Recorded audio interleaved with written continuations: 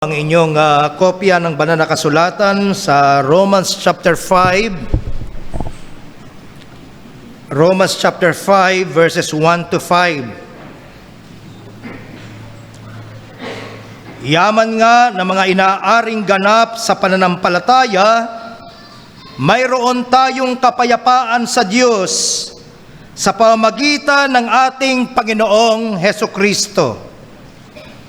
Sa pamamagitan din naman niya ay nagkaroon tayo ng ating pagpasok sa pamamagitan ng pananampalataya sa biyayang ito, na diyan ay nagsisilagi tayo at nangagagalak tayo sa pag-asa ng kaluwalhatian ng Diyos. At hindi lamang gayon, kundi naman nangagagalak tayo sa ating mga kapigatian, na nalalamang ang kapigatian ay gumagawa ng katiyagaan, at ang katiyagaan ng pagpapatunay, at ang pagpapatunay ng pag-asa, at ang pag-asa ay hindi humihiya, sapagkat ang pag-ibig ng Diyos ay nabubuhos sa ating mga puso sa pamamagitan ng Espiritu Santo na ibinigay sa atin. Dalangin ko, maging kalugod-lugod nawa ang mga salita ng aking bibig at ang pagbubulay-bulay ng aking puso sa iyong paningin, o Panginoon, na aking malaking bato at aking manunubos. Rejoice in hope. Mga kapatid, umaasa po ako na malinaw nating nakita, lalong-lalo na considering what we have already discussed before. Umaasa ako na by this time, malinaw na nating nakita kung papaanong nagawang maipaliwanag at kung papaanong nagawang maipagtanggol ni Paul mula pa sa chapter 1 hanggang sa chapter 4 ang unawa na ang mga pangako ng Diyos patungkol sa kaligtasan ay natatamo lamang. Ang mga pangako ng Diyos tungkol sa kaligtasan ay mararanasan lamang ng isang taong makasalanan sa pamamagitan ng pananampalataya. At muli pa po itong binibigyang diin ni Paul dito sa pagsisimula niya sa chapter 5. Binasa natin kanina, sabi sa verse 1, yaman niya na mga inaaring ganap sa pananampalataya. Mga kapatid, ito po mismo ang pinakalundo. Ito po mismo ang pinakasummary ng lahat ng mga pagtuturo. At minsan pa, ito yung mga pagtuturo na sinimulan ni Paul doon pa lamang sa Romans 1 verse 18 hanggang sa Romans chapter 4 and the verse is 25. Pero sa pagkakataon pong ito, nais niyang ipakita. Sa pagkakataon ito, nais niyang palawakin na bukod sa mga katotohanang natalakay na, bukod sa katotohanang ang lahat ng mga mananampalataya sa lahat ng panahon at sa lahat ng dako ay inabsuelto na. Ang lahat ng mga mananampalataya sa lahat ng panahon at sa lahat ng dako ay pinawalang sala na mula sa kalagayan ng pagiging, sa mga salita nga ng Romans 3:23, mula sa kalagayan ng pagiging hindi nakaabot sa kaluwalhatian ng Diyos. Mula po sa ganung kalagayan, ang mga makasalanang sumampalataya ay tumanggap. Ang bawat inaaring ganap na mananampalataya ay tumanggap din ng kapayapaan, tumanggap din ng pagpasok o access sa biyaya, tumanggap din ng pag-asa ng kaluwalhatian. Maliwanag yan dito sa Romans 5:1 and 2. At itong pag-asang ito, mga kapatid, yun yung pinakamahalagang dapat taglay ng bawat isa sa atin. At imposibleng mataglay, imposibleng taglayin ng isang tao kung hindi siya sumasampalataya imposibleng taglayin niya ang pag-asang pinag-uusapan natin dito. Yung klase ng pag-asa na ayon naman sa Romans chapter 5 verse 5 ay pag-asang hindi humihiya. Dahil diyan, dagdag pa ni Paul, maging sa mga kapigatian, maging sa mga kabigatan, ang mga mananampalataya ay maaaring makatagpo ng dahilan upang magalak. Hindi lamang magalak, ang diwa ng salita ay hindi lamang simpleng magalak, kundi magbunyi. May dahilan ang mga mananampalataya na magbunyi, magdiwang, kahit na sa gitna ng pinakamabigat na pagsubok sa buhay. Paano po pwedeng mangyari yun, mga kapatid? Posible yun, anya, sabi ni Paul, posible yun dahil sa verse 3, sabi niya, nalalaman natin. Ang pinakaugat po ng kagalakan natin ay ang kaalamang meron tayo. Ang pinanggagalingan po ng kagalakan natin at pag-asa natin ay ang kaalamang taglay natin. Ano po yung nalalaman natin na nagdadala ng kagalakan kahit sa gitna na ng pinakamatinding mga pagsubok? Ano yung ano yung kaalaman, kaunawaang mayroon tayo na nagbibigay sa atin ng pag-asa? Ang sabi po sa verses 5 to 3 na ang kapigatian ay gumagawa ng katyagaan at ang katyagaan, yun yung nalalaman natin. Nalalaman natin na ang kapigatian ay gumagawa ng katiyagaan at ang katiyagaan ng pagpapatunay at ang pagpapatunay ng pag-asa. Mga kapatid, nakita po ba ninyo yung walang patid na koneksyon, walang patid na kaugnayan ng mga biyayang ito sa isa't isa? Sa madalit sabi po, ang mga hamon sa buhay para sa mga mananampalataya ay hindi suntok sa hangin. Ang mga hamon sa buhay para sa mga tunay na nakaranas ng kanyang pagliligtas ay hindi walang kabuluhan o walang pinatutunguhan. Ang mga ito po ay kasangkapan ng Diyos upang baguhin tayo. Ang mga ito po ay kasangkapan ng Diyos upang patibayin tayo, upang banalin tayo, upang iwangis tayo ayon sa larawan ng ating Panginoong Hesukristo. Mga kapatid, mahalaga din pong mapansin natin kung papaano ang lahat ng ito ay pawang posible lamang dahil sa pagkakaugnay ng mga ito kay Kristo. Posible lamang dahil kay Kristo. Pansinin ninyo, halimbawa, going back to Romans 5 verse 1, ang sabi po, mayroon tayong kapayapaan sa Diyos. Papaano? Pwede ba yon kung hiwalay ka kay Kristo? Pwede ba yon kung malayo ka kay Kristo? Ang sabi ng talata, mayroon tayong kapayapaan sa Diyos sa pamamagitan ng ating Panginoong Hesukristo. Ganon din ang makikita natin sa verse 2 ng Romans 5. Sa pamamagitan din naman niya, meaning ni Hesukristo, nagkaroon tayo ng ating pagpasok sa pamamagitan ng pananampalataya sa biyayang ito. Alam ninyo, sa totoo lang, ipinagpauna na ito ng ating Panginoong Hesukristo. Nakalilimot lang tayo May mga pagkakataong inaakala nating pwede tayong mabuhay ng payapa, masaya, nang hiwalay at malayo kay Kristo. Pero nilinaw na, alam ninyong lahat, nilinaw na ng ating Panginoon Hesukristo. Ipinagpauna na niya. Halimbawa sa John 15:5, apart from me, ye can do nothing. Apart from me, you see.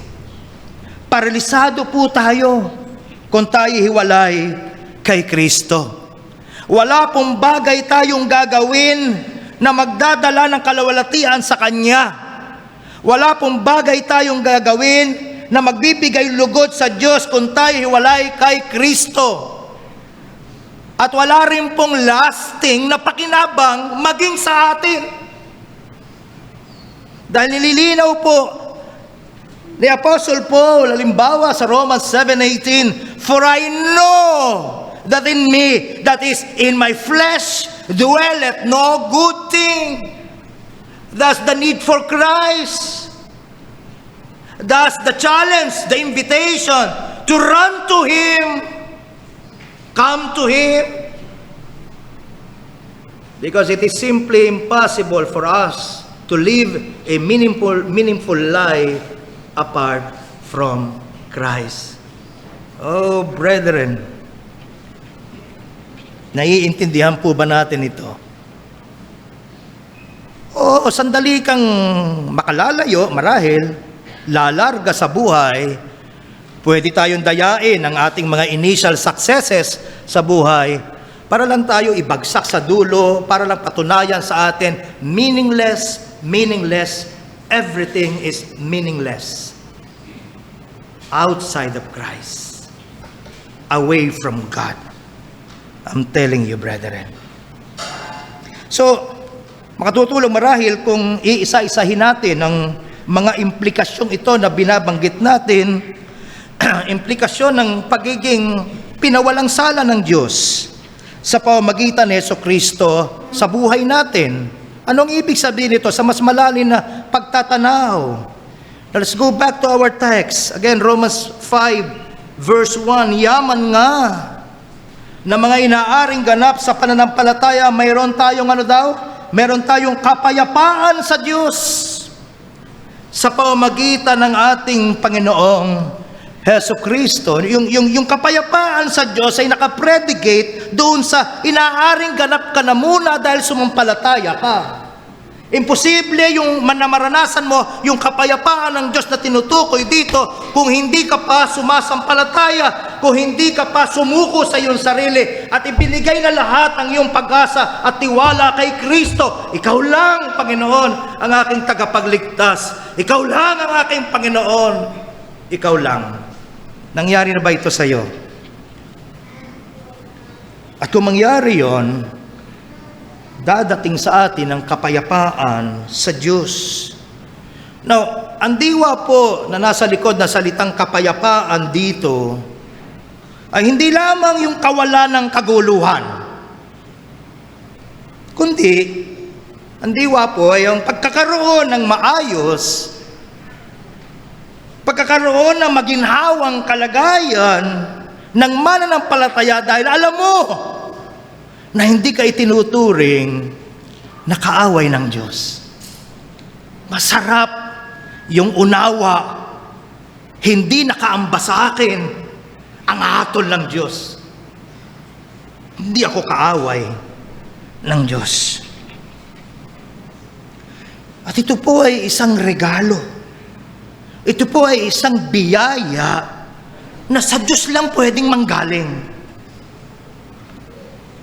Ang kahalintulad po nito ay yung benediction sa Numbers chapter 6. Kung naaalala ninyo, ang sabi po halimbawa dito sa verse 26, "Ilingap nawa ng Panginoon ang kanyang mukha sa iyo." Huwag nawa niya italikod ang kanyang mukha, kundi ilingap. Mga kapatid, hindi ba ganon yung taong galit? Pagka may galit sa iyo, niayo kang tignan. Sobrang namumuhi, sobrang napupuot, na ibinabaling niya palayo ang kanyang mukha sa iyo. Kaya itong unawa na ililingap ng Panginoon ang kanyang mukha, ito'y unawa na ang pabor niya ay binabaling niya sa iyo. Hindi na galit, hindi na puot, hindi na paghatol, nililingap. At yun ang gusto nating mangyari, mga kapatid. Hindi mo gugustuhin na ilayo ng Panginoon ang kanyang mukha sa iyo. Ilingap nawa ng Panginoon ang kanyang mukha sa iyo. Ito'y benediction, ito'y basbas. Bigyan ka ng kapayapaan. Pero higit pa po ito sa pagkakaroon lamang, mga kapatid, ng inner sense of well-being. Higit pa po ito doon sa pakiramdam ng pagiging payapa. Kasama yon, of course. Payapa ka, hindi ka ligalig. Oo, pero dapat maintindihan natin na hindi lang ito pakiramdam. Ito ay isang kalagayan. Dahilan sa estado mo at kaugnayan mo sa Diyos. Tumutukoy po ito sa katatayuan ng tao sa harapan ng Diyos. Maalala po ninyo na minsan tayong itinuring ng Diyos na kanyang mga kaawa, hindi po ba? May isang panahon nung hindi ka pa mananampalataya, ikaw ay object, hindi ng pag-ibig niya, ikaw ay object ng kanyang puot. Kung hindi ka mananampalataya, ikaw ay object ng kanyang kahatulan. Pero ano po nangyari dahil sa kaugnayan natin ngayon kay Kristo? Ang sabi po sa Romans chapter 5, babasa lamang tayo sa gawing ilalim. God willing, next week, ito yung ating tatalakayan. Pero magandang unahin na nating basahin. Sabi sa Romans 5, beginning verse 6, sapagkat nan tayo ay mahihina pa, namatay si Kristo sa kapanahunan dahil sa mga masama. Sapagkat ang isang tao ay bahagyan ng mamatay dahil sa isang taong matuwid, bagamat dahil sa isang taong mabuti, marahil ay may mangangahas mamatay. Verse 8, that what ipinagtagubili ng Diyos ang kanyang pag-ibig sa atin, na nang tayo mga makasalanan pa, si Kristo ay namatay dahil sa atin. Lubha pa nga ngayong inaaring ganap. Sa aking kopya, ito ay aking ina-highlight. Kasi gusto kong makita hayag. Yung connection ng lahat ng ito kay Kristo. Halimbawa, sabi ng verse 9, lubha pa nga ngayong inaaring ganap. Paano? Sa pamamagitan ng kanyang dugo. Again, justification is impossible apart from Christ, apart from the blood, the precious blood of our Lord Jesus Christ, you see. Maliligtas tayo, sabi, sa galit ng Diyos. Paano na naman? Sa pamamagitan niya. Verse 10, sapagkat kung noong tayo mga kaawa, yun yung tinutumbok nito yung kapayapaan nito, hindi lang pakiramdam na payapa ka, may kapahingahan ka, kundi yung alam mo, minsan kang kaaway ng Diyos. Minsan nakaabang ang matinding parusa ng Diyos laban sa iyo dahil ikaw ay tinuturing niyang rebelde sa Kanya. Dahil wala kang ginagawa kundi lahat ng gustuhin lang ng sarili mo. Hence, rebellion, amen? It's treason against a faithful God in sustaining us, in providing for all of our needs. Tapos wala siyang puwak sa buhay natin. Karapat dapat talaga tayo sa galit at puot niya, sa parusa niya. Pero itong kapayapaan na ito ng Diyos, may kinalaman sa tayo mga kaaway niya, pero pinapagkasundo tayo sa Diyos. Paano na naman? Sa pamamagitan ng kamatayan ng kanyang anak. Again, si Jesus Christ ang susi. Lubha pa nga ngayong nangagkakasundo na ay manaliligtas tayo. Paano na naman? Sa kanyang buhay. It's another way of saying we can only be complete only in Christ. Hallelujah. So isipin ninyo mga kapatid, noong tayo hindi pa po mananampalataya, ang nakaamba sa atin, galit at puot ng Diyos. Isipin ninyo na dating ang lahat ng ginagawa natin bilang rebeldeng makasalanan, tinitiyak ng Diyos na mauwi lamang sa wala. Tiyak yun. Tinitiyak ng Diyos. Lahat ng pagsusumikap mo, lahat ng pagtatangka mo magtagumpay sa buhay, mauuwi lamang sa wala kung ikaw ay walang kaugnayan sa Kanya. Mauuwi lamang sa kabiguan. Ang dulo lamang nito'y kapahamakan at kamatayan. Pero ngayon, mga kapatid, bilang mga makasalanang pinawalang sala na, pinatawad na sa pamamagitan ng pananampalataya, tayo'y naging object ng kanyang masaganang pag-ibig. Nakuha niyo yun? Ang layo ng pagkakaiba. We were once objects of His wrath and judgment. Now, tayo ngayon ay object na ng Kanyang masaganang pag-ibig, masaganang mga kaawaan, masaganang biyaya. Ngayon, sa kaugnayan mo kay Kristo, ang lahat na ng mga bagay ay nagkakalakip-lakip ng Kanyang ginagawa. Saan patungo? Hindi na sa kabiguan, hindi na sa kapahamakan. Nagkakalakip-lakip na ginagawa niya, siya yung nasa likod nun tungo sa ating ikabubuti. Amen? Sige, mangarap ka na mangarap ng malayo sa Diyos. Mga kapatid, higit sa 25 taon na akong pastor at walang sablay. Lahat ng taong na namuhay at nagmamalaki na pwede akong mabuhay ng malayo sa Diyos, laging ang dulo kabiguan. Kahit napaka-bright ng horizon, palagi nang ang dulo kabiguan. On the other hand, kahit napaka-bleak ng hinaharap mo, kung nalalaman mo ang maayos mong kaugnayan kay Kristo, sa dulo sisikat at sisikat ang liwanag.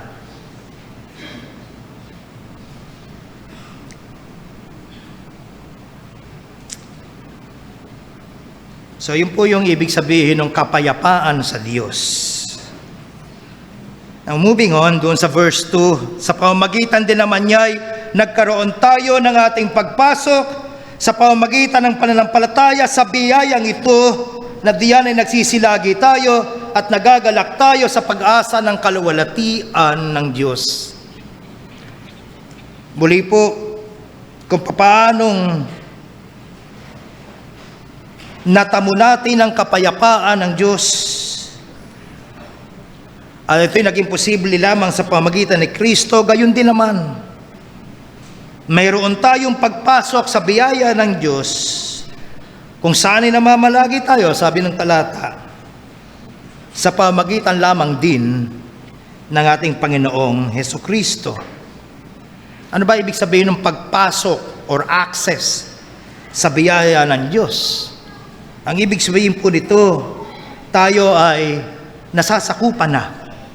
Tayo ay pinaghaharian na ng biyaya ng Diyos.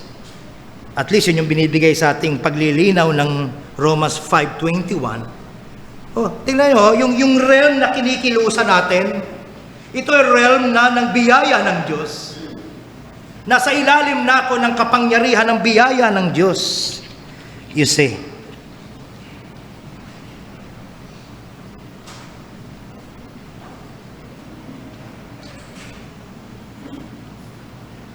pinalaya na po tayo sa kapangyarihan. Pinalaya na po tayo sa pagkaalipin sa kasalanan. Ginawa niyang mapait sa ating panlasa ang kasalanan.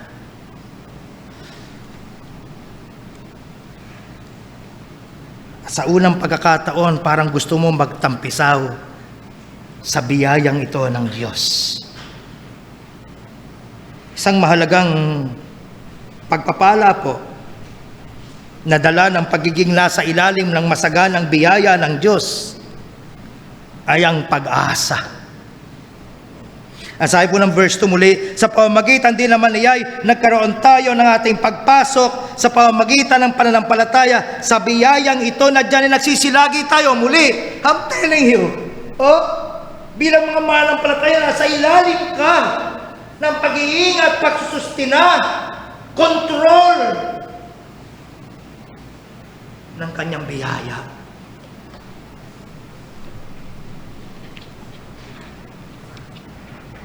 Sino naman nagugusto yung umalis dun sa ganong realm?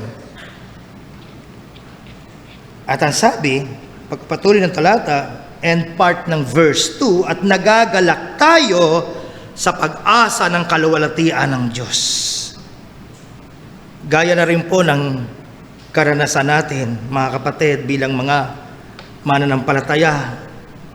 nagdadala po sa atin ang labis na kalungkutan at marahil ay frustration. Ang madalas na pagkakataon na tayo nabibigong mabuhay sa paraang nais sana ng Diyos, sa paraang nakalulugod sana sa paningin ng Diyos.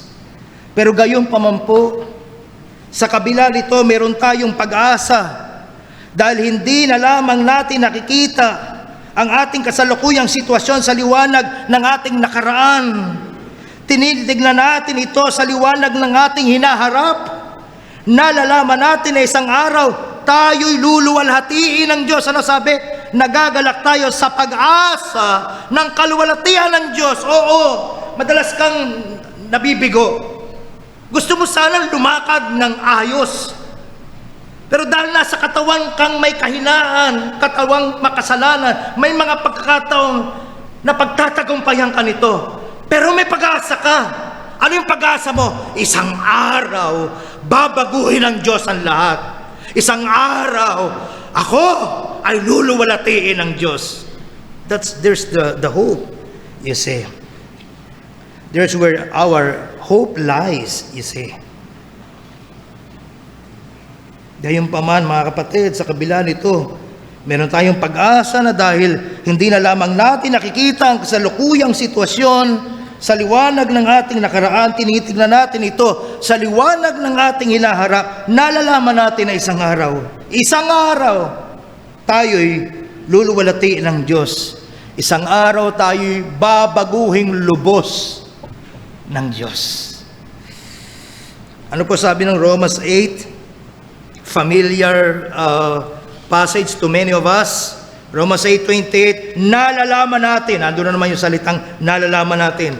Nalalaman natin na ang lahat ng mga bagay ay nagkakalakip na gumagawa sa ikabubuti ng mga nagsisiibig sa Diyos, sa makatuwid bagay na yaong mga tinawag alinsunod sa Kanyang nasa. Sapagkat yaong mga nanguna pa'y Kanyang nakilala, itinalaga naman niya na maging katulad, yan, sigurado yan, maging katulad ng larawan ng Kanyang anak, upang siya'y maging panganay ng maraming magkakapatid. Verse 30, yaong mga itinalaga niya, Kanyang tinawag naman, at ang mga tinawag ay inaring ganap o pinawalang sala naman niya, at ang mga pinawalang sala o inaring ganap ay niluwalhati din naman niya. So far as our God is concerned, it is already a done deal. Amen? Tiyak yun. Kung ikaw ay makasalanang sumampalataya, ikaw ay inaaring ganap. At lahat ng inaaring ganap, ang dulo ay luluwalhatiin ng Diyos. Dahil dyan mga kapatid, kahit sa pagdaan natin sa mga pagsubok, again, may pag-asa tayo. Sabi nga ng Romans 8:18, sapagkat napatutunayan ko na ang pagtitiis sa panahong ito'y hindi karapat-dapat maitumbas. No comparison whatsoever. Hindi karapat-dapat maitumbas sa kaluwalhatiang mahayag sa atin. Oh mga kapatid, pagod na po ba tayo? Pagod na tayo sa, sa kasalanan na bumabagabag sa atin, nagpapapigat sa atin. Oh, may isang araw na tayo tuluyan ng itatakas mula dito. Oh, and what a day that would be. Amen? Oh, praise be to God. Now, sinasigot din po dito ang posibleng argumento na maaaring ibato ng iba. Ano po yung argumento na yon? Sasabihin marahil lang iba, akala ko ba ang mananampalataya may kapayapaan na sa Diyos, hindi na itinuturing na kaaway ng Diyos, wala na sa ilalim ng puot ng Diyos. Akala ko ba ganon? Bakit dumaranas pa rin siya ng iba't ibang uri ng mga pagdurusa? Bakit mayroon din siyang mga sakit? Bakit may mga pag-uusig? Bakit may mga kabiguan? Yung ba ang ibig sabihin ng wala ka na sa ilalim ng puot ng Diyos? Bakit may mga paghihirap?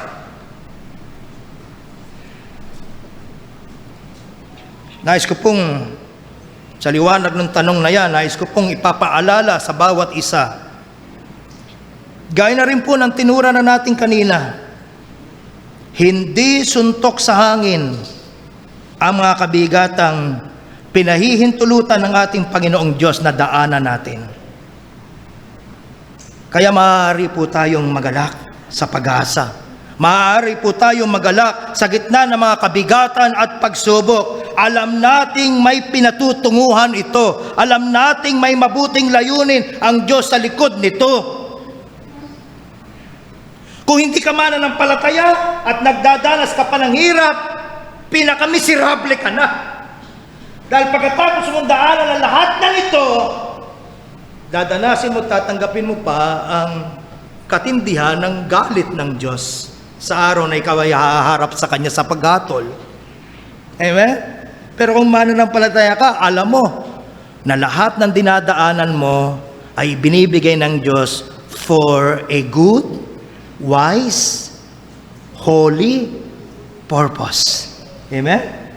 Oh, brethren, be encouraged. Doon po sa James chapter 1, malinaw yan eh. Ang sabi sa James chapter 1 verses 1 and 2, mga kapatid ko, ariin ninyong buong kagalakan kung kayo nangahuhulog sa sari-saring tukso o pagsubok. Yamang, eto na naman, that is why the need for us to take seriously the study of God's Word. Sapagkat ang pananampalataya natin ay nakabase sa unawa. Hindi tayo blind followers ng isang relihiyon. Sumasampalataya tayo dahil may pinaunawa sa atin ng Diyos mula sa Kanyang banal at hindi nagkakamaling salita. Kaya muli ang paalala ni Santiago dito, mga kapatid ko, ariin ninyong buong kagalakan kung kayo nangahuhulog sa sari-saring pagsubok. Yamang nalalaman na ang pagsubok sa inyong pananampalataya ay gumagawa ng pagtitiis or endurance. You see, klaro sa atin na kailangan nating daanan ito. There's no way to go around this. There's no way for us to circumvent this. Kailangan nating daanan ito kung tunay tayong mananampalataya. Ito po kasi mismo, yung endurance, ang kailangan natin upang matagpo sa takbuhin. Nalalaman ninyong kami nila kapatid na Vic, lalong-lalo na si kapatid na Joel ay mga cycling enthusiast. Pero sa matagal na panahon ay hindi na po namin nagagawa. At napapansin ko po na tuwing aakyat ako sa aming itaas, matindi na po yung paghabol ko sa aking hininga dahil walang ehersisyo. So ano po ang nakatutulong para lumakas ang resistensya? Yung hirap na dadaanan mo. Kung ikaw ay halimbawa ay nag-ehersisyo ng bisikleta, or for that matter ay kung ano yung inyong pinaglilibangang ehersisyo. So ganoon yung idea, gayon yung picture, you see.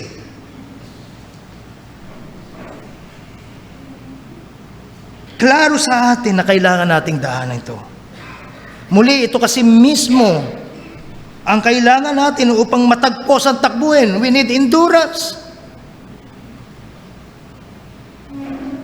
Nasa isa tayong takbuhin, mga kapatid, baka nakakalimutan natin, ipapaalala ko, nasa isa kang takbuhin.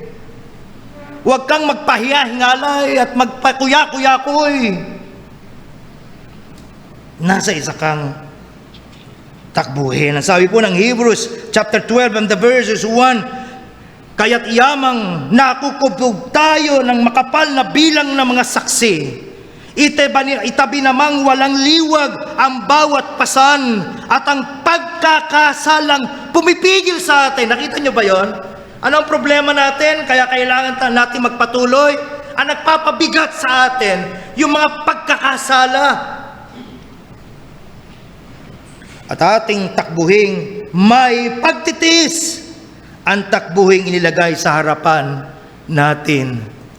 Ang hinahanap kasi ng ating katawan, ng ating sarili, ay lahat ng saya at comfort na pwedeng ibigay ng buhay na ito. Ayaw natin ng sakit. Ayaw natin ng mga bagay na nagpapasama ng loob natin, sa atin, nagpapalungkot sa atin. Pero minsan, nawawala sa ating wisyo, nawawala tayo sa ating wisyo na hindi lahat na nagpapasaya sa'yo, mabuti sa'yo.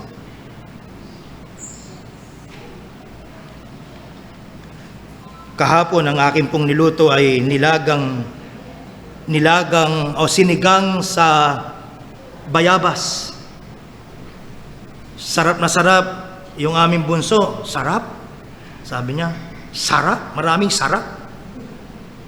At nakita niya, yung mami niya, sumisimple doon sa mga taba.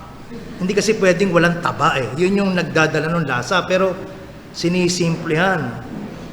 Sabi niya siya, mami, bawal yan. Delikado sa iyo yan. Pero yun ang masarap, di ba? Kaya lang masarap ang sinigang sa bayabas dahil sa taba. Hindi lahat ng masarap mabuti sa iyo, Sister Evelyn. Yumuyuko ka dyan, nakikita kita eh. Oh, my. Maraming mga bagay po na masarap sa pakiramdam na magpapahamak pala sa atin.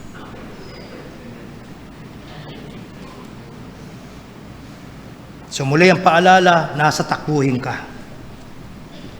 Huwag mong kalilimutan yan. Nawa, kagaya po ni Paul sa 2 Timothy 4:7, masabi din natin with confidence, I have fought a good fight, I have finished my course, I have kept the faith. Kamusta ka? Napariwara na ba ang pananampalataya mo? Hayaan mo ang Panginoon na mag-ingat niyan dahil di mo kaya. Tumakbo ka. Talasan mo, tumakbo ka sa presensya ng ating Panginoong Diyos. Verse 3, Romans 5:3, hindi lamang gayon, kundi naman nagagalak tayo sa ating mga kapigatian, na nalalamang ang kapigatian ay gumagawa ng katiyagaan, at ang katiyagaan ng pagpapatunay, at ang pagpapatunay ng pag-asa. Nagiging malinaw na sa atin kung saan patungo, you see. Sa ibang salin, yung parehong talata, sa KJV, sa ating KJV, and not only so, but we glory, we exalt, we rejoice.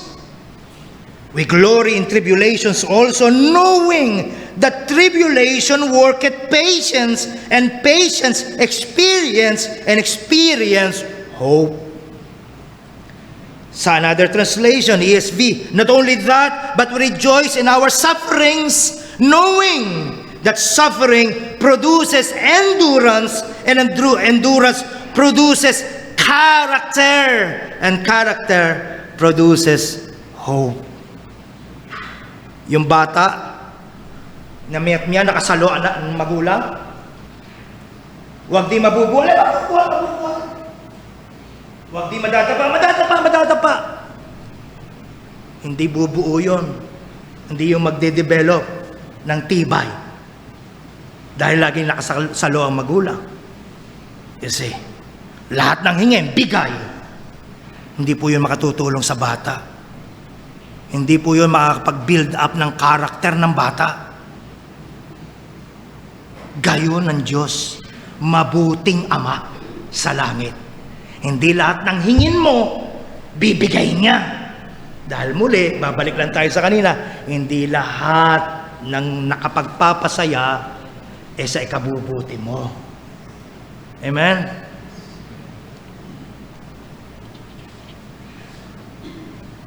Tingnan ninyo sa NASB, ang parehong mga talata, Romans 5:3 and 4. And not only this, but we also celebrate in our tribulations, knowing that tribulation brings about perseverance, and perseverance, proven character. Yun ang gusto kong makita eh.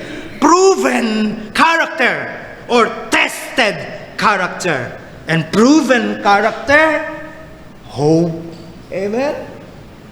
Ang may pag-asa lang, yung nasubok at natagpuang kayang tumayo ng matibay sa gitna ng kalakasan ng mga pagsubok at maging ng mga tukso. You see? So sa bawat pagsubok po na napagdadaanan natin, sa bawat pagsubok na napagtatagumpayan natin, nahayag ang pagbabagong nagaganap sa ating pagkatao. Naiintindihan natin, nakikita natin, sometimes maybe unconsciously, hindi na pala tayo kagaya ng dati. Dahil sa lahat ng pinadaanan sa atin ng Diyos, hindi na tayo halimbawa kasing mainipin kagaya ng dati. Dahil sa mga pagsubok, naiintindihan natin, hindi na tayo kasing magagalitin gaya ng dati.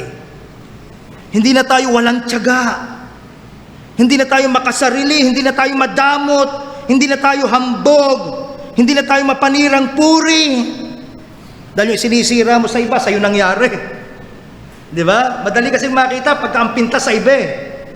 Sa buhay mo na nangyari. Tumikom yung bibig.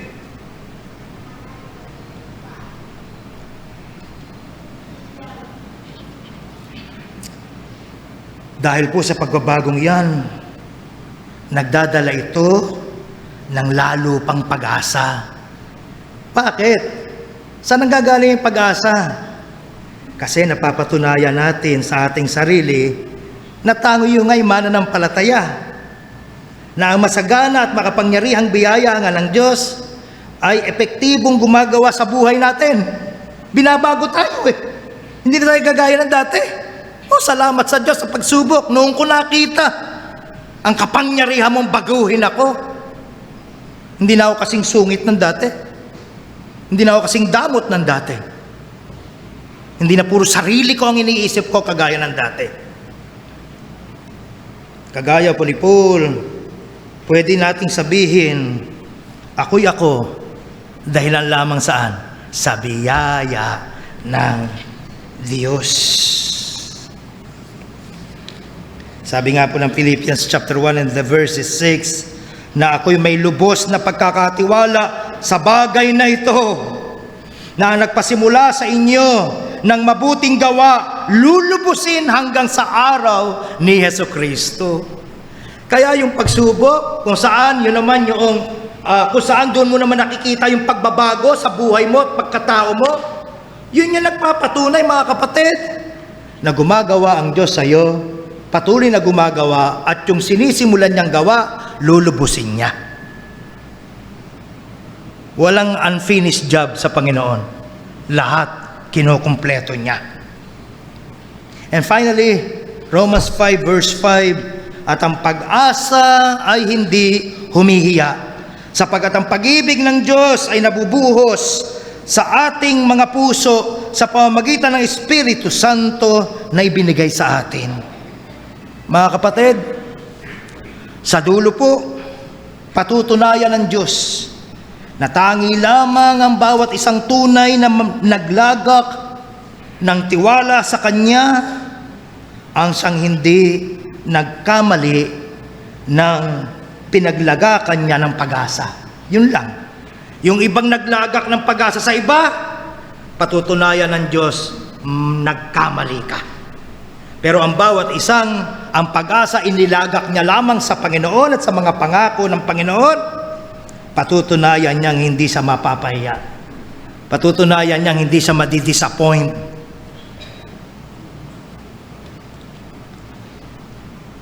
Ang pag-asang ito, mga kapatid, ay hindi matatagpuan sa iba. Ang pag-asang ito, hindi maibibigay ng iba.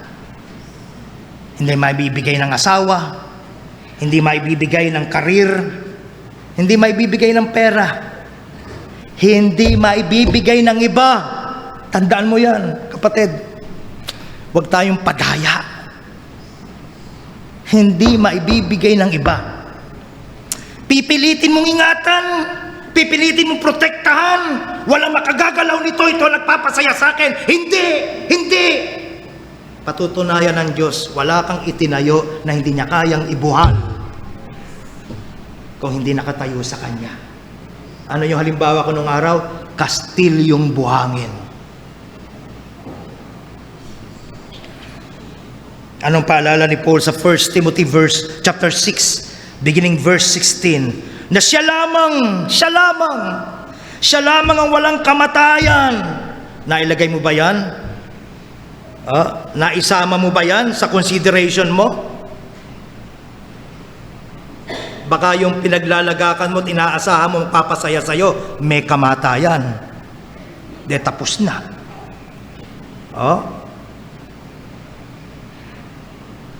Siya lamang ang walang kamatayan.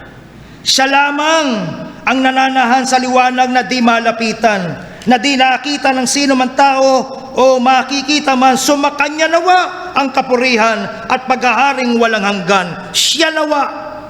Verse 17, ang mayayaman sa sanlibutan ito ay pagbilinan mo. Pwede mong ipalit yun yung ibang mga karanasan at sirkumstansya, pwede mo ilagay doon. Halimbawa lang to. Ang mayayaman sa sanlibutan ito ay pagbilinan mo na huwag magsipagmataas ng pag-iisip at huwag umasa sa ano daw? Sa mga kayamanang di nananatili. Nakuha nyo? O papalitan nyo lang yun. Sa asawang hindi nananatili, sa karir na hindi nananatili, etc. Sa kaibigan. Ad infinitum, you see. Uulitin ko. Pagbilinan mo na huwag magsipagmataas ng pag-iisip, huwag umasa sa mga kayamanang di nananatili, kundi sa Diyos na siya nagbibigay sa ating sagana ng lahat ng mga bagay upang ating ikagalak. Killjoy ang Diyos? No. Oh, far from it, brethren. May isang klase ng kagalakan na puro, pino, dahil Diyos ang nagbigay. Magalak tayo. Pero tiyakin mo na yung kagalakan natin nakaangkla kay Kristo. Nakukuha nyo? Na sila'y magsigawa ng mabuti, na sila'y magsiyaman sa mabuting gawa. Ito nakakalimutan ng marami. Pinagpapala ka ng mga bagay na material, ng mga bagay na pansamantala. Ano ang unang-unang papasok sa isip? Uy, may pang bakasyon kami. Uy, may pampatayo kami. Uy, may pambili kami. Uy, may ganito, may ganyan. Yung ba dahilan? Yung bang primary reason why the Lord is blessing you? Materially, financially, physically even. Hindi po eh. Anong dahilan? Malayong-malayo sa naiisip natin eh. Sabi ng Panginoong Diyos, na sila'y magsigawa ng mabuti, sila'y magsiyaman sa mabuting gawa.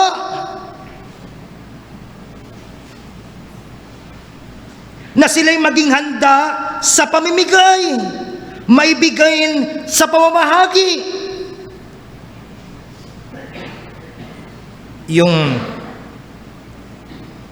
One of the reasons why, we would be visiting UAE is to promote our missions here in the Philippines. Why? Dahil mabigat na sa SGBC ang mission support. And so the purpose is to free ourselves from these burdens so that we could focus on our building program.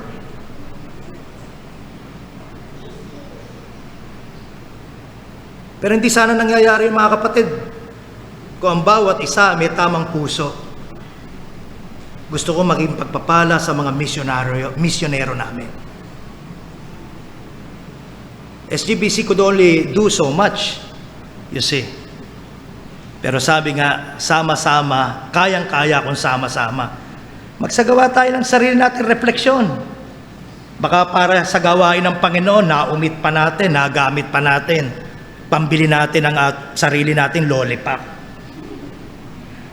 Ang lungkot, di ba? Bakit? Kaya huwag tayo magtataka kung halimbawa tayo ay dinadala ng Diyos sa isang mga sitwasyong ayaw natin eh. Bakit? Nakalimutan mo yung priority eh. Sabi ng Diyos, the reason why I bless you is so that you may become a blessing to my kingdom, my work. One of the philosophies, should I say mantra, that I embrace is everything that I do for Christ and His kingdom. Dapat hindi akin lang yun, dapat sa ating lahat. Dahil yan po ang nais ng Panginoon. You see? Sila'y maging handa sa pamamigay, maibigin sa pamamahagi. Verse 19, na magtipon sa kanilang sarili na isang mabuting kinasasaligan para sa panahong darating upang sila'y makapanangan sa buhay na tunay na buhay. Yung iba, nilalasing ang sarili na kapapanood sa Netflix. Nililibang ang sarili ng kagagala. Not that they are wrong. Again, not that they are wrong. Wala ako sa lugar para husgahan ang bawat activity na ginagawa natin. Pero tayo mismo pwedeng magsagawa ng refleksyon. Bakit ko ginagawa ang aking ginagawa? Sabi ng banal na kasulatan, kung si Kristo ang iyong buhay, naggagayak ka sa isang bagay na pwede mong pananganan. Yung buhay na tunay na buhay. Gustong-gusto ko yun. Yung buhay ka ng marami sa atin, peke eh. Yung bang masaya lang tignan, parang kumpleto lang, you know. Pero alam na, at the end of the day, alam natin kung tayo ay empty eh. May mga taong mas masaya sa atin. Sino yon? Yung mga taong ang tanging kayamanan si Kristo. Sana kasama tayo doon.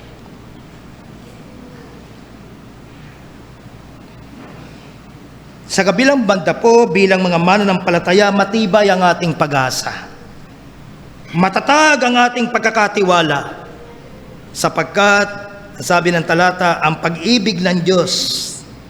Alalaong bagay ang masaganang pag-ibig ng Diyos na nauukol sa atin. Hindi yung pag-ibig natin sa Diyos.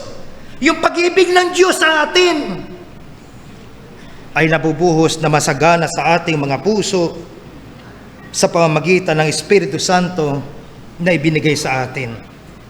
Mga kapatid, aktibo pong gumagawa at kumikilos ang pag-ibig ng Diyos na ito sa ating mga buhay. Don't we ever forget that. Ito po ay nagsusustina sa atin. Ito po ay nagko-control sa atin. The love of God constrains us, you see. Tumitiyak sa atin na ang lahat ng mga pangako niya ay kanyang gagawin. Ang lahat ng mga pangako niya, kanyang tutuparin. Muli, ano po sabi ng Romans chapter 8? This time, let us begin reading on verse 35. Sino ang makapaghihiwalay sa atin sa pag-ibig ni Kristo? Ang kapigatian? Ang kahapisan? Ang pag-uusig o kagutom o kahubaran o panganib o tabak, mga bagay na kinatatakutan natin. Di ba dito tayo takot? Dito tayo takot eh. Ayaw natin lumagay sa sitwasyong hubad tayo. Meaning ko say, wala man lang tayong mailabas na kahit ano. Ubus na, simot na. Hindi raw tayo kayang ihiwalay sa pag-ibig ni Kristo. O panganib, kamatayan, di ba? Kagutom. Nabawasan lang yung stock mo sa rep. Naku, delikado. You know? Ang hirap manalangin. Give us this day our daily bread. Kung bukod sa laman ng ref nating punong-puno, malinaw din sa ating may pambili tayo kung sakaling maubusan. Again, hindi masama yun. Pero baka mamaya ang kapayapaan mo nanggagaling doon. Kung alisin ang lahat ng Diyos lahat yun, payapa ka pa rin. Why? My God shall supply all my needs. Amen? According to His riches in glory. Amen? Oh.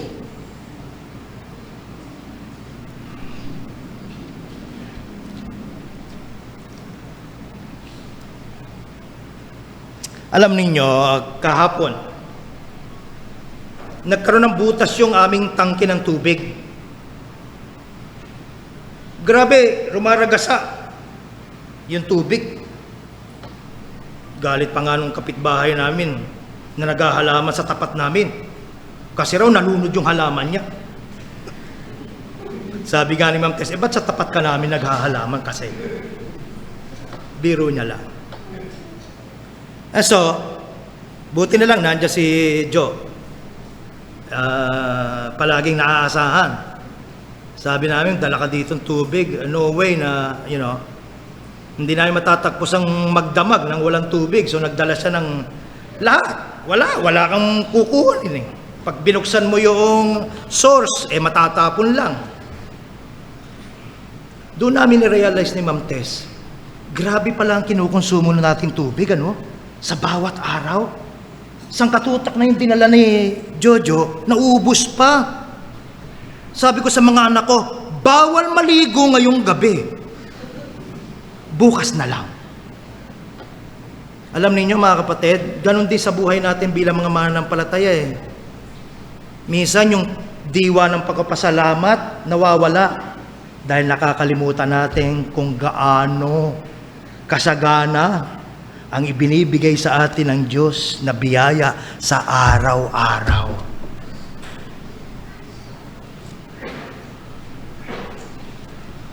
So muli ang paalala, walang makapaghihiwalay sa atin sa pag-ibig ni Kristo. Verse 37, hindi, kundi sa lahat ng mga bagay na ito, tayo higit pa sa mapagtagumpay sa pamagitan ni Yaong sa atin ay umipig.